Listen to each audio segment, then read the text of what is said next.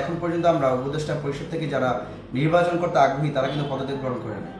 আমরা সবসময় শেখ হাসিনার যে ক্ষমতাকে আমরা প্রশ্নবিদ্ধ করেছি, শেখ হাসিনার ক্ষমতাকে আমরা প্রশ্ন করেছিলাম, চ্যালেঞ্জ করেছিলাম।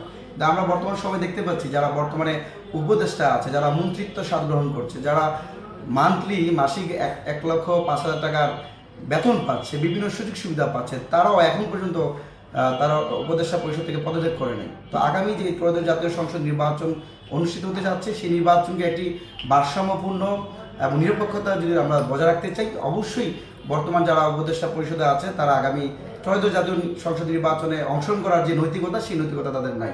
আমি বৈষম্যবিরোধী ছাত্র আন্দোলনের একজন কেন্দ্রীয় সমন্বয়ক ছিলাম, পাশাপাশি ছাত্র অধিকার পরিষদ দায়িত্বে আছি।